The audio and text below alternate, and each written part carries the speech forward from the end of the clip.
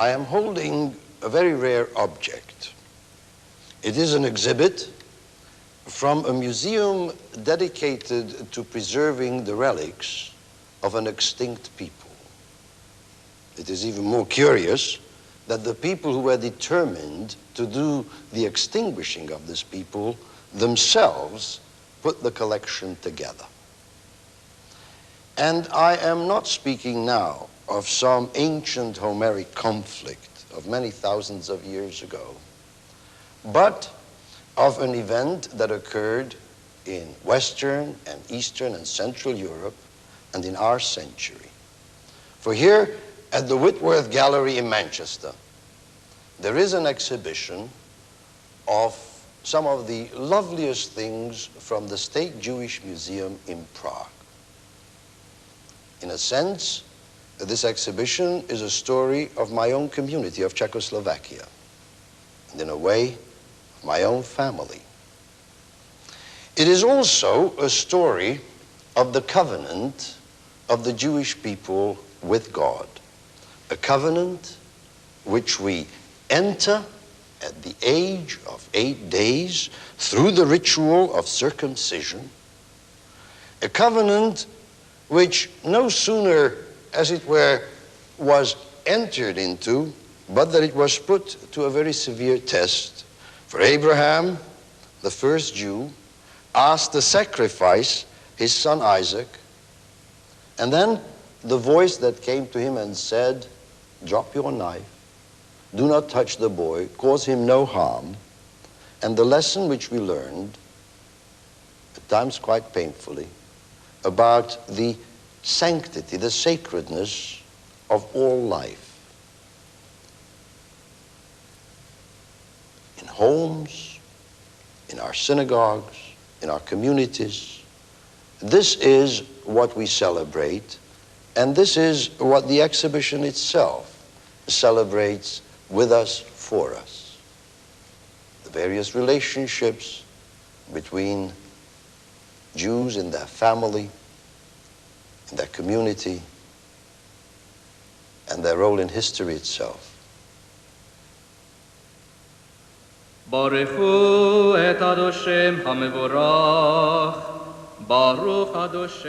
Jews, the permanent document of communication between man and God, and the testament of the covenant between the God of Abraham and the family of Israel, is the Sefer Torah.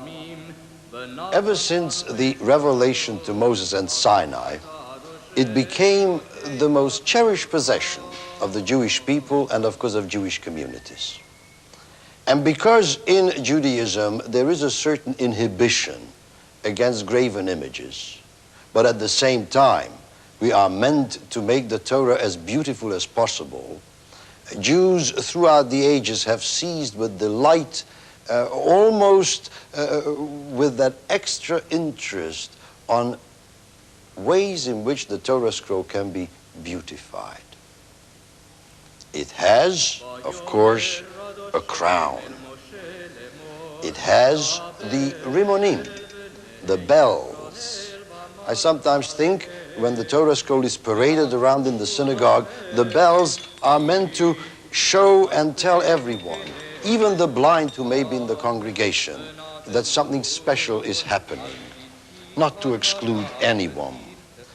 And in the synagogue, the Torah is kept in a very special ark with the magnificent covers, the curtains, of which the Prague Museum has a most excellent collection.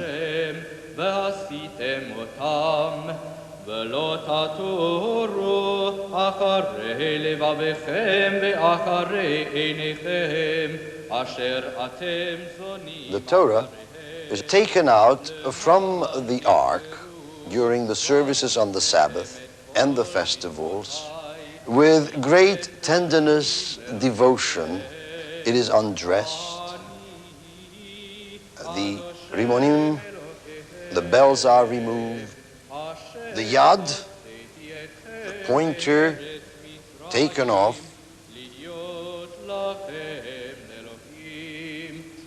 The breastplate, which in a sense protects and shields the Torah.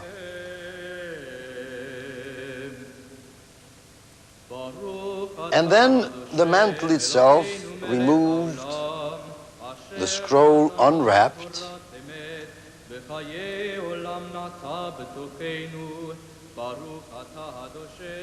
then it is lifted for the whole congregation to see, but more than to see, to understand what the words of the Torah are. Now, in Prague, the Nazis brought together literally thousands of scrolls from not only the large cities, such as Prague, but from the small villages and towns, some that might even have been in private homes. It filled entire buildings, and for a long time they were just left there, as it were, to rot.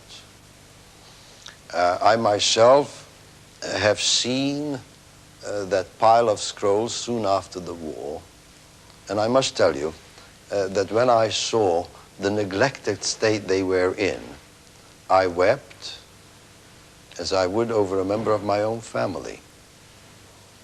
Such is the esteem in which our people hold the Torah, that when a Torah in fact becomes disused, no longer usable, for whatever reason, it's buried as if it were a member of the family. This Sefer Torah, which is at the Cheshire Reform Synagogue, is one of the treasures from Prague, from one of the large collection of Sifrei Torah, scrolls of the law, which were brought together there, and then in the course of time rehabilitated and distributed to communities all around the world. I'm sure that for the people in the synagogue who not only hold but who also study this Sefer Torah, it has special poignancy for them. It's a special link between a community right here in Manchester and that great community which once was in Czechoslovakia.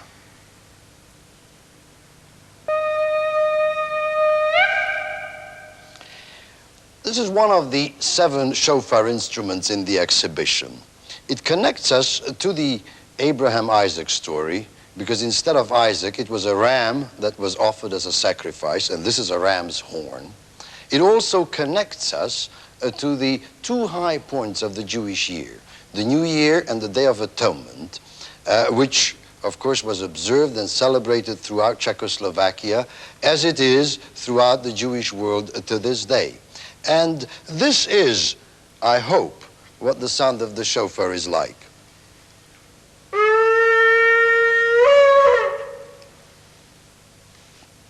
On Jews, this very plain and simple sound has an extraordinary deep and spiritual effect.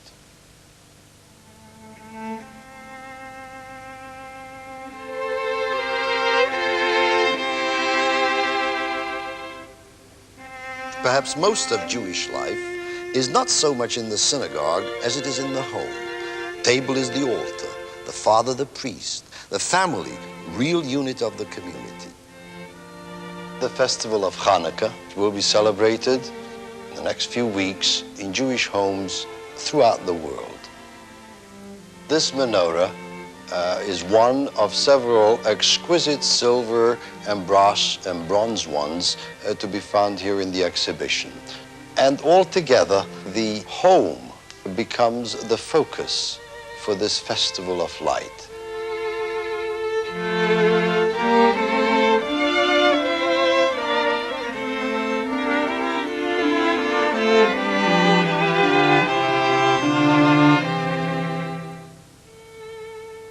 On the Sabbaths and festivals, at home, perhaps even more than in the synagogue, the celebration, particularly to usher in the Kiddush. This lovely collection of Kiddush cups, the goblet filled to the brim with wine, lifted high, and invoking the name of the Lord to make this particular oasis in time, special time, holy time. The term itself, Kiddush, means sanctification. This particular cup given by children and grandchildren to Moses and to Betty Bloch about 130 years ago on their golden wedding anniversary. And when the festival ends and the special time is about to be over, another lovely ceremonial, the Havdalah, the separation of special time from ordinary time. And as a last charming taste of that time, in the besamim box, in the spice box, spices, the aroma, a sniff, and then to wait another week until the Sabbath comes again.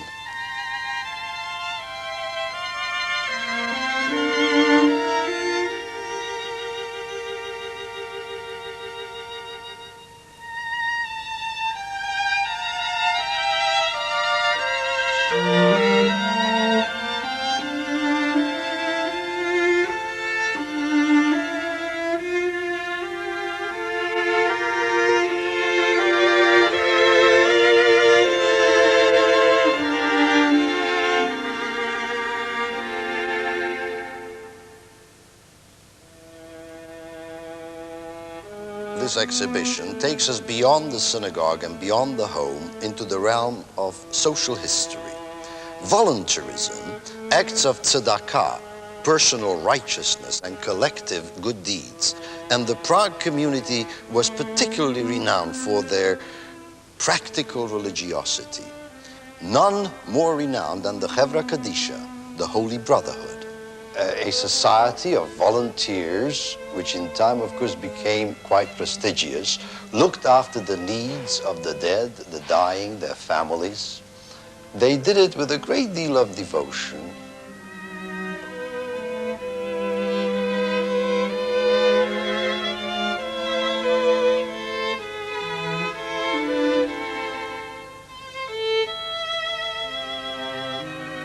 Finally, there is a returning home where not only the Chevra Kadisha and the family, but indeed the whole community gathered together for the 7 days of Shiva, when the Kaddish, the prayer for the dead, is recited.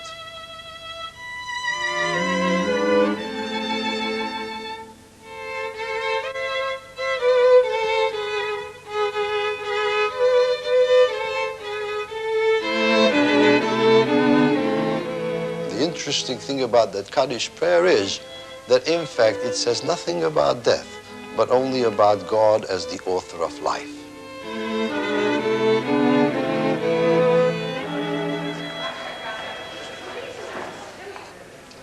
Here at the exhibition, I had the opportunity to meet Dr. H.G. Adler, himself for 2 years in Theresienstadt, then taken from there to Auschwitz, and then through a series of other camps in Germany. And then Because you were involved. I was involved in the work of the Jewish Museum. Of putting together the early collection. Finally, he was liberated in April 1945, at a time when there was no longer the dignified burial carried out by the Chevra Kadisha, but the unceremonial disposing of thousands of unnumbered dead in places even more dreadful than Theresienstadt. Of course, you knew something about the work of a Chevra Kadisha, of a burial society, when you were in Theresienstadt yourself. It was a very funny Chevra Kadisha indeed, because there were no Jewish burials, except in the very beginning. There were burnings, as you know, cremations. Yes. But I know something about the Prague collection too. That is how it looked like. In that obscene thing, yes, which the Nazis wanted to... The Museum of the Extinct Jewish Nation. Which is really from which this... We have evidence of the courage, as illustrated in paintings by Dr. Adler's friends and his fellow prisoners, who used their art as a means of documenting for the future, for us, their day-to-day existence at Theresienstadt. Objects, all those saintly objects, and of course now we are approaching to a A very special room. Sad and special room. It is one that you and I have known firsthand, some of the work of people who were actually I was a friend of three of them, of Keen, Peter Keen, and of Ungar from Moravia, and I knew as well Fleischmann. What happened to these artists? None of all those I named are alive anymore. They all perished. They all perished, and with the exception of Keen, all by a very tragic, special tragic story. Some of their pictures were so-called Gräuel propaganda. I really don't know how to express this best in English.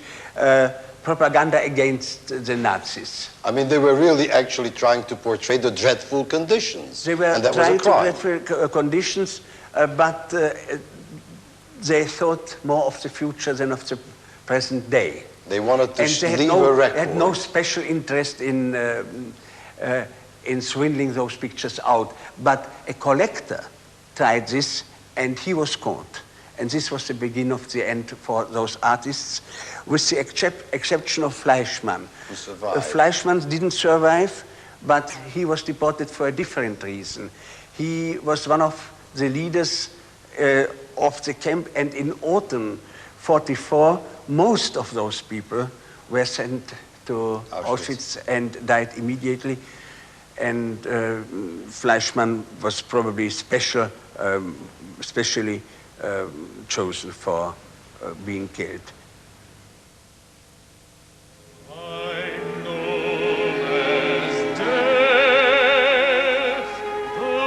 An opera, The Emperor of Atlantis, was also composed here at Theresienstadt. This is the music you are now hearing. The libretto was by the artist Peter Keen. The composer was Victor Ullmann. The work was composed in 1943. It was never performed, and both Peter Keen and Victor Ullmann were deported to Auschwitz in 1944 and murdered in the gas chambers there.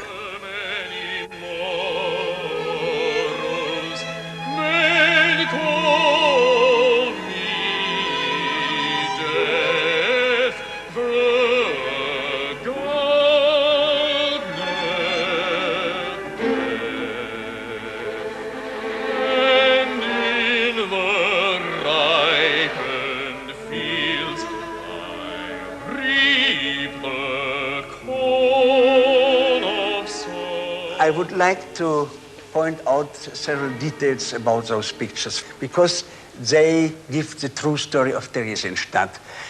Here, Friedrich wants to show the rich and the poor. And this is one of the halls of a large barracks. And in one of those halls, there were living 500 people. There's one of the children drawings. And here you see again those 3 layers of beds. And this is a proof of the truth that nothing is invention of the former inmates. When the camp was founded, there was no real transport. Everything had to be carried by hand. And so the Gestapo had the glorious idea that all hearses could be brought to Theresienstadt. For instance, old, infirm people who came to Theresienstadt were transported from house to house. And they were drawn and pushed by other inmates of the camp. And this here is most probably a deportation from Theresienstadt to the east. It will remain the greatest blot on the history of this century that the Nazis played a terrible farce with this model Jewish settlement that they passed off at Theresienstadt concentration camp. It was to deceive world opinion and attention from the reports that were coming out with greater and greater accuracy about the bestialities that they were committing on Jews and the mass exterminations of entire communities.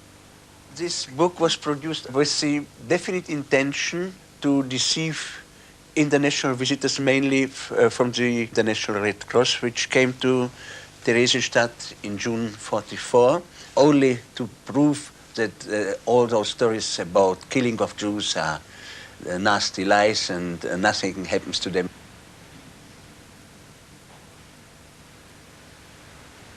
The amazingly wide range of the paintings we see here, not only from the professional artists, but from the children of Theresienstadt.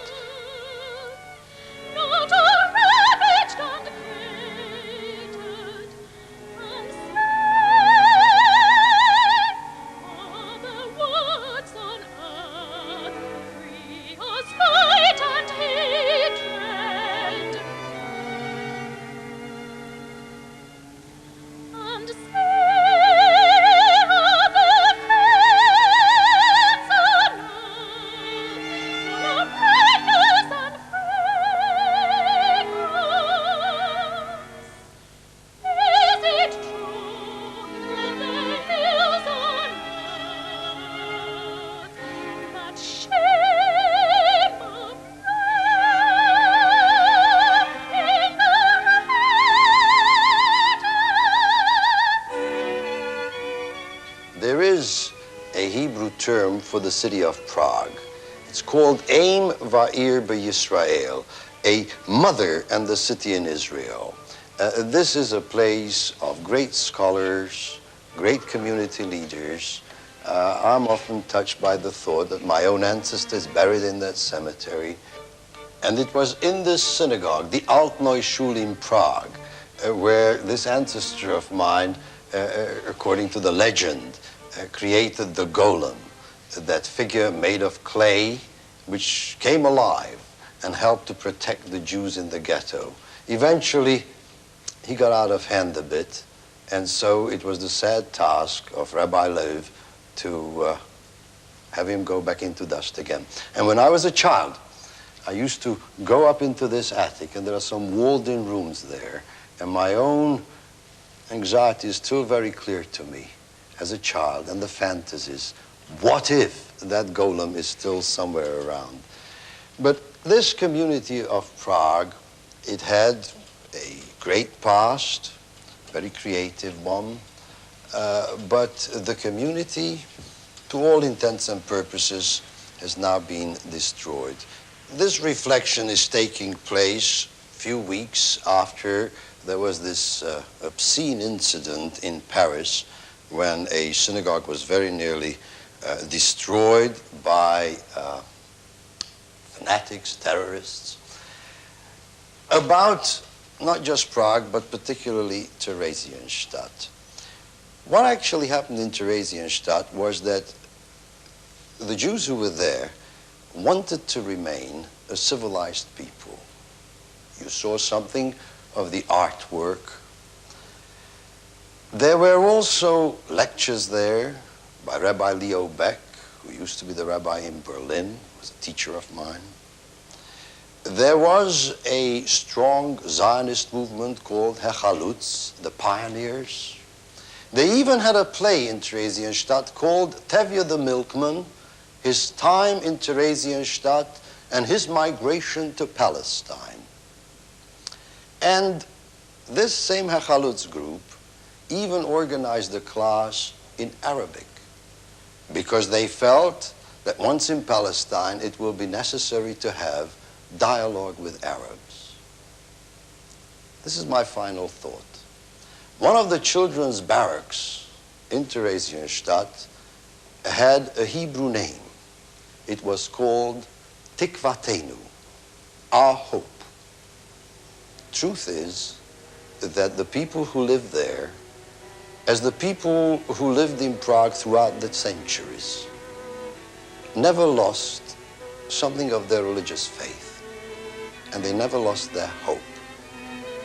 You and I have to carry that hope forward, and this exhibition, I think, helps us to do it.